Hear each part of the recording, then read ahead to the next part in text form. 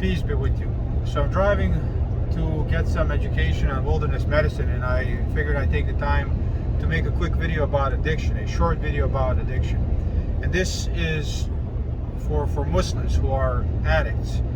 And I just wanted to really explain to people that the sure way not to get destroyed by your addiction is to simply be a Muslim, be a person that submits to God, which entails keeping up prayer. Muslims pray. There are certain times, certain prayers that are decreed on people, and if you are a Muslim, that is what you do. And if that is what you do, then you can never be high 24/7, and the risk reduction of at least 90% is immediately, or harm reduction, or rather, is immediately achieved. Because when you are not high every moment of your time, you don't have to seek drugs every moment of your time.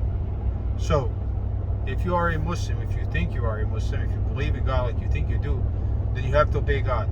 Whatever's in the Quran, you have to obey it, and prayers are in there, so you have to obey it.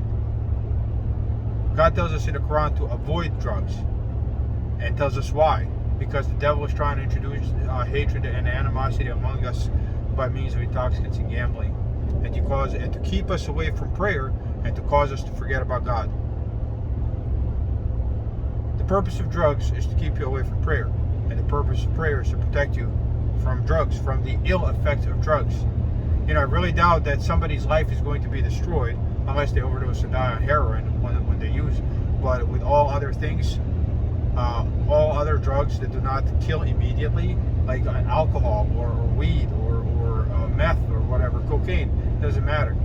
If you have to be sober before you can pray, like the Quran says, then you simply have to not pray. So you have to be sober for prayer. So you have to make prayer important. Otherwise, you're not really a Muslim. You're just fooling yourself, and you might as well just tell yourself, "Hey, I am not a Muslim, and I got nothing to do with this." Because that's the truth. At least at some point, you may reconsider and realize. But as long as you lie to yourself, then so you have to pray. That's really it. If you are a Muslim, you pray, and if you pray, you are automatically protected from most of the negative effects of drugs. And it's that simple. So I recommend every person to view themselves as a Muslim, that they should pray, especially those who are fighting addiction. That's it.